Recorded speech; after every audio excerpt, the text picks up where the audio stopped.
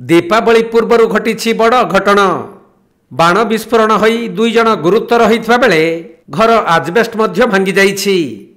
एपरी घटना ढेंकानाल जिला कामाख्यानगर थाना जिराल ग्राम में घटी बेले बाण विस्फोरण में दादा पुतुरा गुरुतर होइछंती। असावधानता कारण बाण फुटाउथुबा समय रे गोटिए बाणर निया झुल पाखरे थिबा एकाधिक बाण रे लागि जाइथिला।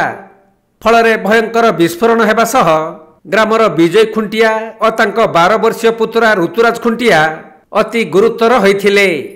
तेणु सेमानकु तुरंत उद्धार करा जाई प्रथमे ढेंकानाल अपरे कटक बड़ मेडिकल को स्थानांतरित करा जाइछि।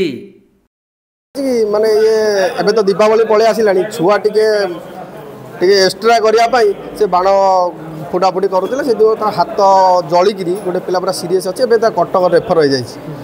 मु आम्बुलांस को 3 थर फोन करछि। एबे भी मो मोबाइल हिस्ट्री अच्छी 3 थर मु जिराल सी मु जिरालू कहूँ मु जिरालू मेडिकल पाखु 3 थर निजे भी डाक्तर निजे भी कथबार्ता कले 3 थर फोन कले कि एभलिया व्यवस्था से डायरेक्ट कहते गाड़ी ना ना ना दाण दुकान ए जस्ट एम बाण फुटा बाण दुकान हाँ इन्हें आणिक फुटाती आ दीपावली मत लगुच से एक्सट्रा किसी करने आजिकल छुआ सब यूट्यूब यूट्यूब देखी जो किसी एक्सट्रा कर एक्सट्रा करने हेतु एमती किसी हो जाइए।